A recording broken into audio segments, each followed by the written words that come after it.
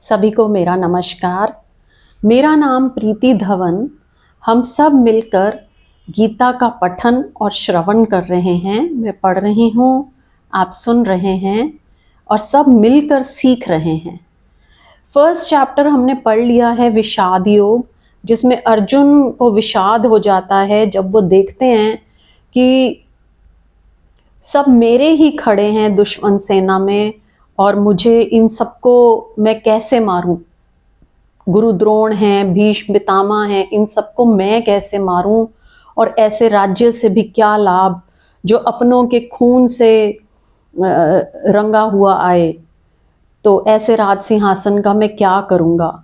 और फिर first chapter पूरा इसी पर है। सेकंड चैप्टर अब हम पढ़ रहे हैं जिसका नाम है सांख्य योग। इस चैप्टर के 7वें श्लोक में अर्जुन सरेंडर कर देते हैं कि मुझे रास्ता बताएं। लेकिन सरेंडर तो कर देते हैं, लेकिन फिर भी निश्चय पक्का कर लेते हैं कि मैं युद्ध नहीं करूंगा। तो वो कंफ्यूज्ड माइंड है। एक तरफ वो कहते हैं मैं युद्ध नहीं करूंगा और दूसरा कहते हैं मुझे रास्ता बताएं, और फिर जा भी नहीं रहे। या तो सीधा युद्ध छोड़कर चले जाएं तो बात खत्म हो गई, और रथ में बैठ गए हैं और कृष्ण से पूछ रहे हैं कि मुझे रास्ता बताएं। तो अभी हम प्रश्न उत्तर ले रहे हैं। सांख्य योग चैप्टर 2 ऑफ भगवद गीता, श्लोक 11। यहां से कृष्ण का गीता ज्ञान शुरू होता है। चैप्टर 1 में कृष्ण कुछ नहीं बोलते, चैप्टर 2 के 10 श्लोकों तक कृष्ण कुछ नहीं बोलते, 11वें श्लोक से गीता ज्ञान। तो अब हम प्रश्न ले रहे हैं। अभी श्लोक 11 चल रहा है। गुरुजी, लक्ष्य के साथ क्रियाएं बनती हैं और निश्चित परिणाम की इच्छा रहती है कि जब भी हम कोई काम करते हैं तो हमें एक रिजल्ट की इच्छा रहती है। अगर हर समय चित्त निरअहंकार या निर्विचार रहा तो क्रियाएं या काम कैसे होंगे। अगर हर टाइम ही हम निर्विचार हैं, no thought state of mind हैं, है ना, और ईगोलेस हैं, तो फिर क्रियाएं कैसे होंगी। और निर्विचार मन कुछ व्यक्त कैसे कर सकता है। अगर no thought state of mind है तो अपने आप को व्यक्त कैसे करेंगे।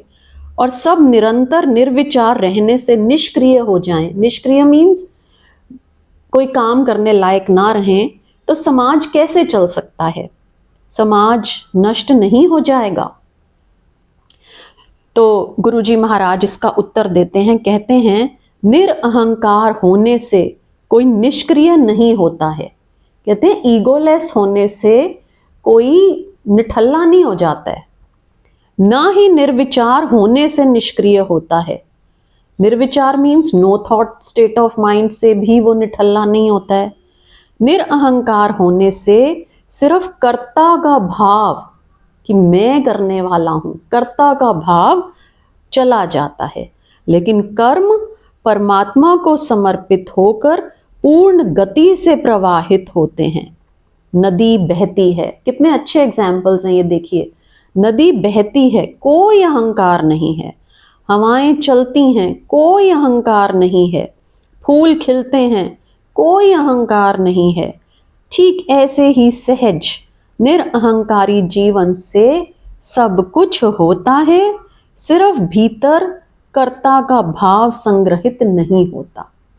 हम लोग तो एक रोटी भी बनाते हैं ना, तो खड़े होकर पूछते हैं कैसी बनी, और मैंने बनाई, मैंने ये किया, मैंने वो किया। सॉरी। ठीक है, तो मैं हम लोगों में सिर्फ इंसान में ही है, किसी प्राणी में नहीं है, किसी जीव में नहीं है, किसी फूल पौधे चांद सितारे किसी में नहीं है। मैं ईगो। इसलिए मैंने कहा कि अर्जुन का अहंकार ही पूरे समय उसकी पीड़ा और उसका संताप बना है। इसका यह अर्थ नहीं कि वह अहंकार छोड़ दे तो कर्म छूट जाएगा। देखो अर्जुन का अहंकार कैसे है। वो सोच रहे हैं कि युद्ध जो है ना पूरा मेरी धुरी पर घूम रहा है। अगर क्या अर्जुन छोड़कर चला जाए तो युद्ध बंद हो जाएगा। सारे शंख बज चुके हैं, युद्ध रेडी है बिल्कुल। तो अर्जुन के छोड़ के चले जाने से भी युद्ध बंद नहीं होने वाला। लेकिन वो अपने आप को सेंटर समझ रहा है। इसका यह अर्थ नहीं कि वह अहंकार छोड़ दे तो कर्म छूट जाएगा।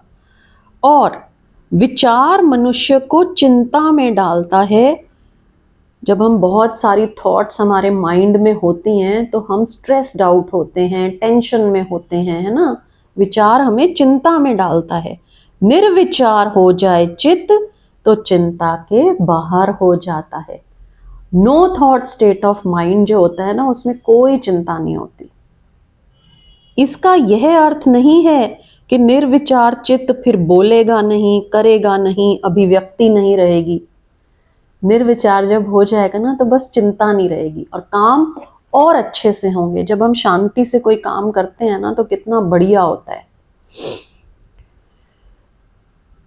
इसका यह अर्थ नहीं कि निर्विचार चित्त फिर बोलेगा नहीं, करेगा नहीं, अभिव्यक्ति नहीं रहेगी।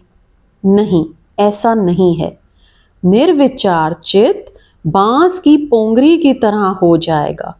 गीत उससे बहेंगे लेकिन अपने नहीं, परमात्मा के ही बहेंगे। विचार उससे निकलेंगे लेकिन अपने नहीं, परमात्मा के ही निकलेंगे। समस्त के प्रति समर्पित होगा वैसा चित्त।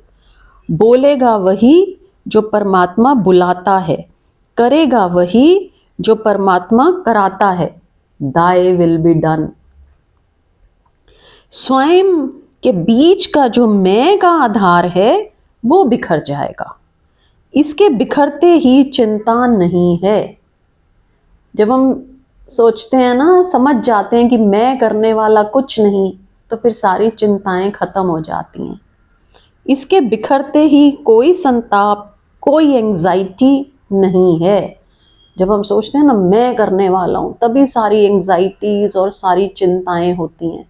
जैसे ही हम सोचते हैं ना कि मैं करने वाला कोई नहीं, मेरे द्वारा होता हुआ, I am just an instrument, तो फिर कोई चिंता नहीं, कोई टेंशन नहीं, कोई संताप नहीं, सब खत्म। अगला श्लोक 12। अर्जुन ऐसी चिंता दिखाता हुआ मालूम पड़ता है कि ये सब जो आज सामने खड़े दिखाई पड़ रहे हैं, युद्ध में मर जाएंगे, नहीं हो जाएंगे। कृष्ण उसे कहते हैं जो है वो सदा से था, जो नहीं है वो सदा ही नहीं है। अर्जुन यहाँ पर शरीर की बात कर रहा है, कृष्ण आत्मा की बात कर रहे हैं। इस बात को थोड़ा समझ लेना उपयोगी है। अर्जुन रूप की बात कर रहा है, कृष्ण अरूप की बात कर रहे हैं। अर्जुन उसकी बात कर रहा है जो दिखाई पड़ता है, कृष्ण उसकी बात कर रहे हैं जो नहीं दिखाई पड़ता है। अर्जुन उसकी बात कर रहा है जो आंखों और हाथों की पकड़ में आता है, कृष्ण उसकी बात कर रहे हैं जो हाथ, आंख और कान की पकड़ के पीछे छूट जाता है। अर्जुन जैसा हम सब सोचते हैं वैसा सोच रहा है, कृष्ण वैसा कह रहे हैं जैसा हम सब जान लें कभी तो सौभाग्य होगा। ब्यूटीफुल। फिर से पढ़ती हूँ ये। अर्जुन जैसा हम सब सोचते हैं वैसा सोच रहा है, कृष्ण वैसा कह रहे हैं जैसा हम सब जान सकें कभी तो सौभाग्य है। जो दिखाई पड़ता है वो सदा नहीं था, शरीर, ठीक है। सदा तो बहुत बड़ा शब्द है। जो दिखाई पड़ता है वो क्षण भर पहले भी नहीं था। आप मेरे चेहरे को देख रहे हैं, क्षण भर पहले यह चेहरा यही नहीं था, क्षण भर बाद यही नहीं होगा। कितने सेल अंदर मर गए इस एक क्षण में और कितने नए पैदा हो गए, ठीक है। क्षण भर में बहुत कुछ मेरे शरीर में मर गया और बहुत कुछ नया आ गया। घंटे भर में बहुत कुछ बदल जाता है। एक आदमी 70 साल में कोई 10 बार पूरा का पूरा बदल जाता है। हर 7 साल में शरीर के सब अणु परमाणु बदल जाते हैं। प्रतिक्षण शरीर में कुछ मर रहा है और बाहर फेंका जा रहा है। प्रतिक्षण शरीर में नया जीवित हो रहा है, नया आ रहा है, भोजन से आप नया डाल रहे हैं। बहुत ही अच्छा एग्जाम्पल है आगे। विराट आकाश में तारे दिखाई पड़ते हैं। जो तारे हमें दिखाई पड़ते हैं वे वहीं नहीं होते हैं जहां दिखाई पड़ते हैं, वहां कभी थे। क्योंकि जो निकटतम तारा है उससे भी हम तक आने में कोई 4 साल रोशनी को लग जाते हैं। और रोशनी धीमी नहीं चलती, रोशनी चलती है 1 सेकंड में 1,86,000 मील। 1,86,000 मील प्रति सेकंड से प्रकाश की किरण यात्रा करती है हम तक।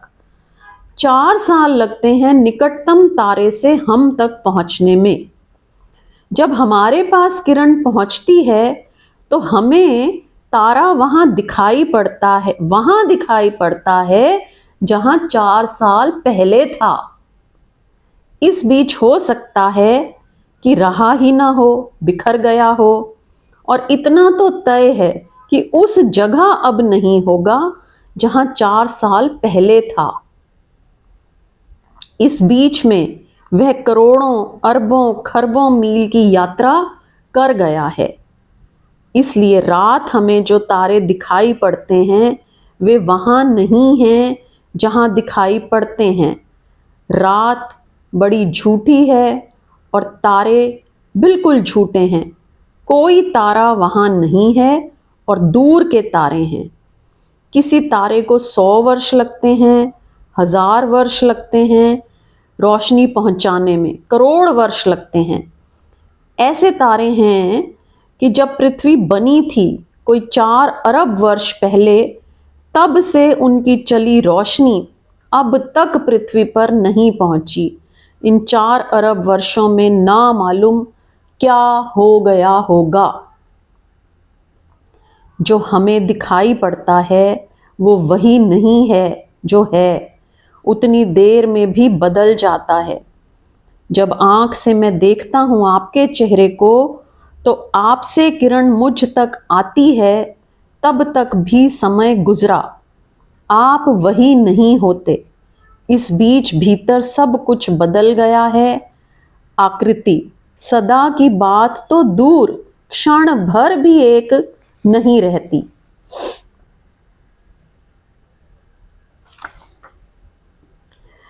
हेराक्लितु ने कहा है, you can not step twice in the same river. एक ही नदी में दोबारा नहीं उतर सकते। यह भी जरा ठीक नहीं है, यह भी जरा ठीक नहीं है, बिल्कुल ठीक नहीं है। एक ही नदी में एक बार भी उतरना बहुत मुश्किल है।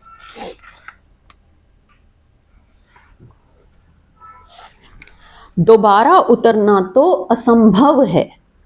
एक नदी में एक बार भी उतरना मुश्किल है, क्योंकि जब पैर आपका नदी की सतह को छूता है तब नीचे नदी भागी जा रही है। जब पैर और थोड़ा नीचे जाता है तब ऊपर नदी भागी जा रही है। जब पैर और नीचे जाता है तब नदी भागी जा रही है। आपका पैर नदी में 1 फीट उतरता है, उस बीच नदी का सारा पानी भागा जा रहा है। जब आप ऊपर छुए थे तब नीचे का पानी भाग गया है। जब आप नीचे पहुंचे तब तक ऊपर का पानी नहीं है। आकृति तो नदी की तरह भाग रही है, लेकिन आकृति हमें स्थिर दिखाई पड़ती है। समानता की वजह से तादात्म्य मालूम होता है। वही है जो कल देखा था, वही है जो सुबह देखा था, वही है। प्रतिपल आकृति बदलती जा रही है। ये आकृतियों का जो जगत, ये रूप का जो जगत है, अर्जुन इस रूप के जगत के प्रति चिंतित है बहुत। हम भी चिंतित हैं बहुत। जो मर ही रहा है प्रतिपल, उसके लिए वो कह रहा है कि ये मर जाएंगे तो क्या होगा। जो मर ही रहा है, जिसे बचाने का कोई उपाय नहीं है, उसके लिए वो चिंतित है, वो असंभव के लिए चिंतित है। और जो असंभव के लिए चिंतित है, वो चिंता से कभी मुक्त नहीं हो सकता। कृष्ण अर्जुन को कह रहे हैं कि तू जो कह रहा है कि ये मर जाएंगे, तो मैं तुझे कहता हूं ये पहले भी थे, ये बाद में भी होंगे। तू इनके मरने की चिंता छोड़ दे। क्यों? मुझे सुकरात की घटना याद आती है। सुकरात जब मर रहा था तो उसके एक मित्र ने, क्रेटो ने पूछा कि आप मर जाएंगे लेकिन आप चिंतित और परेशान नहीं दिखाई पड़ते। तो सुकरात ने कहा कि मैं इसलिए चिंतित और परेशान नहीं हूं क्योंकि मैं सोचता हूं कि यदि मर ही जाऊंगा तब तो चिंता का कोई कारण ही नहीं है, क्योंकि जब बचूंगा ही नहीं तो चिंता कौन करेगा। और अगर नहीं मरा मर कर भी, तब तो चिंता का कोई कारण ही नहीं है। और दो ही संभावनाएं हैं, सुकरात ने कहा, या तो मैं मर ही जाऊंगा और या फिर नहीं ही मरूंगा, और तीसरी कोई भी संभावना नहीं है, इसलिए मैं निश्चिंत हूं। कृष्ण अर्जुन को कह रहे हैं कि जो मरने वाला है वो तेरे बचाने से नहीं बचेगा, और जो नहीं मरने वाला है वो तेरे मारने से नहीं मर सकता है। ठीक है ना? जो मरने वाला है यानी कि शरीर, वो तेरे बचाने से नहीं बचेगा, वो तो मर ही जाएगा। और जो नहीं मरने वाला है यानी कि आत्मा, वो तेरे मारने से नहीं मर सकता है। इसलिए तू व्यर्थ की चिंता में पड़ रहा है। इस व्यर्थ की चिंता को छोड़। ये भी समझ लेना जरूरी है कि अर्जुन की चिंता एक और दूसरी सूचना भी देती है। अर्जुन कहता है ये सब मर जाएंगे। इसका मतलब है कि अर्जुन अपने को भी रूप ही समझता है, अन्यथा ऐसा नहीं कहेगा। हम दूसरों के संबंध में जो कहते हैं वो हमारे संबंध में ही कहा गया होता है। जब मैं किसी को मरते देखकर सोचता हूं कि मर गया, खो गया, मिट गया, तब मुझे जानना चाहिए कि मुझे अपने भीतर भी उसका पता नहीं है, जो नहीं मिटता है, नहीं मरता है, नहीं खोता है। अर्जुन जब चिंता जाहिर कर रहा है कि ये मर जाएंगे, तो वह अपनी मृत्यु की ही चिंता जाहिर कर रहा है। वो ये जानता नहीं कि उसके भीतर भी कुछ है जो नहीं मरता है। और जब कृष्ण कह रहे हैं कि ये नहीं मरेंगे, तब कृष्ण अपने संबंध में ही कह रहे हैं, क्योंकि वे उसे जानते हैं जो नहीं मरता है।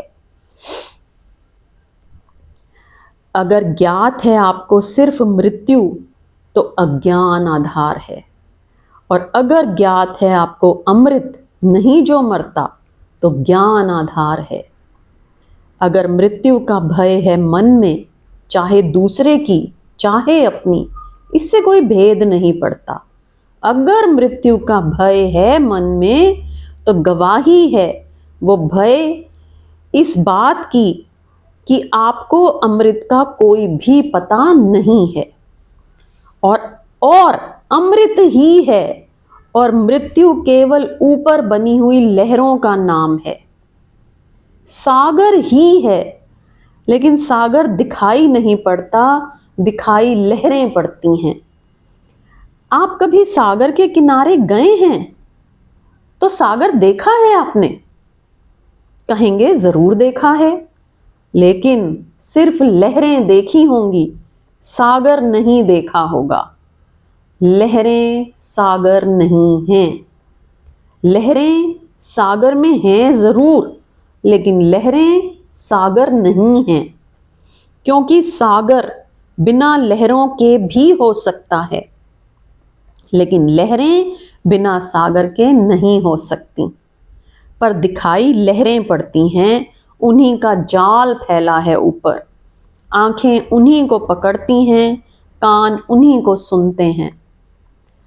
और मज़ा ये है, बड़ी इंटरेस्टिंग बात है ये, और मज़ा ये है कि जिस लहर को आप देख रहे हैं, लहर का मतलब ही ये है कि आप उसे कभी ना देख पाएंगे, क्योंकि लहर देख रहे हैं तभी बदली जा रही है। देख भी नहीं पाए कि बदल गई। लहर का मतलब ही है जो हो रही है नहीं हो रही है, जिसका होना और ना होना एक साथ चल रहा है, जो उठ रही है और गिर रही है, जो है और नहीं है, जो एक साथ डोल रही है। इस लहर को ही हम देखते हैं। जिसने लहरों को ही सागर समझा, वो चिंतित हो सकता है कि क्या होगा। लहरें मिट रही हैं, क्या होगा। लेकिन जो सागर को जानता है वो कहेगा, लहरों को बनने दो, मिटने दो। लहरों में जो पानी है, जो सागर है, वो पहले भी था जब लहर नहीं थी, और बाद में भी होगा जब लहर नहीं होगी। देखिए ये कितना अच्छा एग्जाम्पल है, ठीक है ना। आत्मा और शरीर का अगर हमने समझना हो तो लहर और सागर का एग्जाम्पल बहुत ही अच्छा है। और जब कृष्ण कहते हैं कि पहले भी हम थे, तू भी था, मैं भी था, ये जो लोग सामने युद्ध के स्थल पर आकर खड़े हैं ये भी थे, बाद में भी हम होंगे, तो वे सागर की बात कर रहे हैं और अर्जुन लहर की बात कर रहा है। और अक्सर सागर और लहर की बात करने वाले लोगों में संवाद बड़ा मुश्किल है, कम्युनिकेशन बहुत मुश्किल है, क्योंकि कोई पूरब की बात कर रहा है, कोई पश्चिम की बात कर रहा है। इसलिए गीता इतनी लंबी चलेगी, क्योंकि अर्जुन बार बार लहरों की बातें उठाएगा और कृष्ण बार बार सागर की बात करेंगे, और उनके बीच कहीं भी कटाव नहीं होता। कहीं वे एक दूसरे को काटते नहीं। काट दें तो बात हल हो जाए, इसलिए लंबी चलेगी बात। वो फिर दोहरा कर लहरों पर लौट आएगा।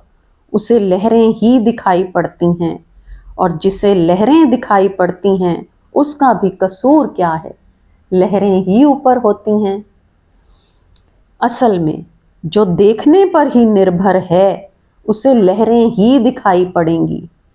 अगर सागर को देखना हो तो खुली आंख से देखना जरा मुश्किल है, आंख बंद करके देखना पड़ता है। अगर सागर को देखना हो तो सच तो ये है कि आंख से देखना ही नहीं पड़ता, सागर में डुबकी लगानी पड़ती है, नीचे जाना पड़ता है, क्योंकि ऊपर तो लहरें हैं। और डुबकी लगाते वक्त आंख बंद कर लेनी होती है। लहरों से नीचे उतरना पड़ता है सागर में। लेकिन जो अभी आपके चित्त की लहरों से लेकिन जो अभी अपने ही चित्त की लहरों से नीचे ना उतरा हो, वो दूसरे के ऊपर उठी लहरों के नीचे नहीं जा सकता। अर्जुन की सारी पीड़ा आत्म अज्ञान है। ये प्रश्न यहां पर कंप्लीट हो गया। अगला प्रश्न है, कृष्ण के देखने में और अर्जुन के देखने में क्या अंतर है। कठिनाई कुछ ऐसी है, बहुत ही अच्छा एग्जाम्पल है ये, देखिए कि कृष्ण का देखना क्या है और अर्जुन का देखना क्या है। कठिनाई कुछ ऐसी है कि मैं एक वृक्ष के नीचे बैठा हूं, आप वृक्ष के ऊपर बैठे हैं। आप कहते हैं एक बैलगाड़ी रास्ते पर मुझे दिखाई पड़ रही है, मैं कहता हूं मुझे दिखाई नहीं पड़ रही है। मैं कहता हूं कोई बैलगाड़ी नहीं है, रास्ता खाली है। जहां तक मुझे रास्ता दिखाई पड़ता है, रास्ता खाली है, क्योंकि मैं वृक्ष के नीचे हूं, ठीक है ना। मेरे लिए बैलगाड़ी भविष्य में है, फ्यूचर में है। झाड़ पर आप बैठे हैं, आपके लिए प्रेजेंट में है, वर्तमान में है। आप कहते हैं नहीं, बैलगाड़ी है। मैं कहता हूं होगी, है तो नहीं, भविष्य में होगी। लेकिन आप कहते हैं वर्तमान में है, मुझे दिखाई पड़ रही है।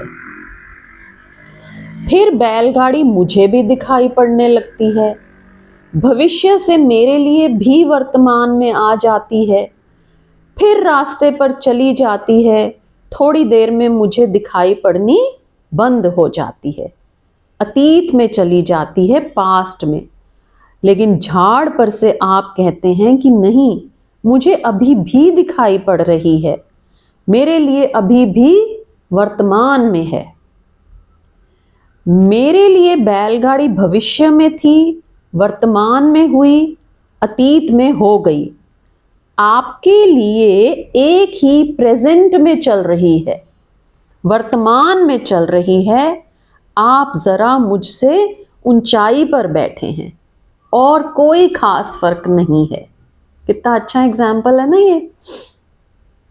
जहां से कृष्ण देख रहे हैं वो ऊंचाई से देखना है, फ्रॉम द पीक। जहां से वे कह रहे हैं कि नहीं, कल भी थे, परसों भी थे, पहले भी थे, अभी भी हैं, कल भी होंगे, परसों भी होंगे। असल में कृष्ण जहां से देख रहे हैं वहां एवर प्रेजेंट है, वहां सब वर्तमान है।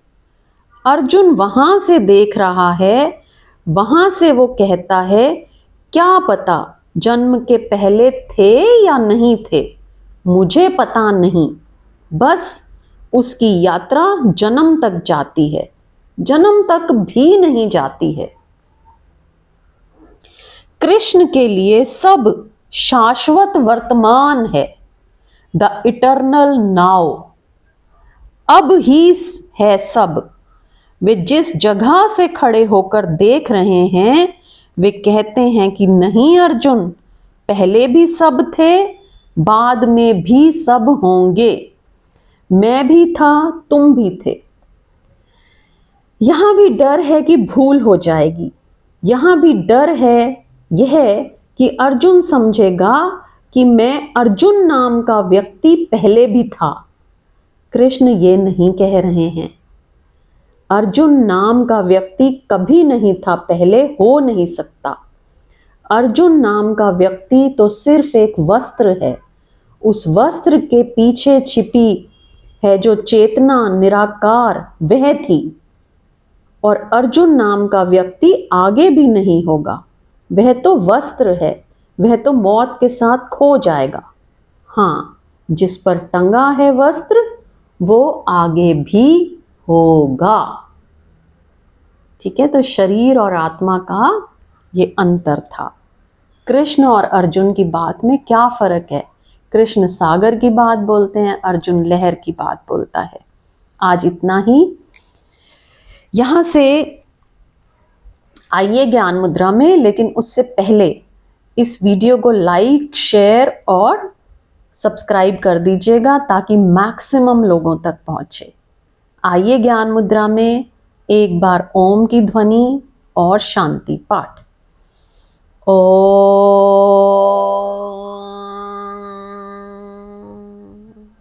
ओम द्यो शांति अंतरिक्षध्वं शांति पृथ्वी शांतिराप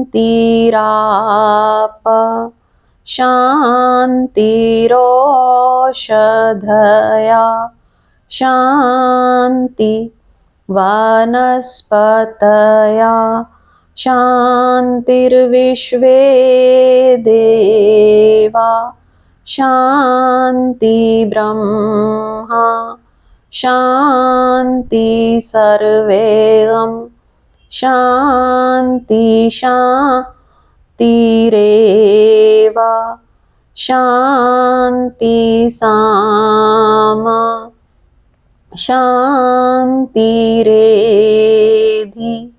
ओम शांति शांति शांति। हाथों में घर्षण, आई हुई ऊष्मा को प्रभु का ब्रह्म तेज मानते हुए अपने मुखमंडल और सारे शरीर पर धारण करेंगे। यहीं से आज का लेक्चर संपन्न। नेक्स्ट लेक्चर का निमंत्रण। सबका धन्यवाद, सबको नमस्कार। जय Shri Krishna. Thank you everyone.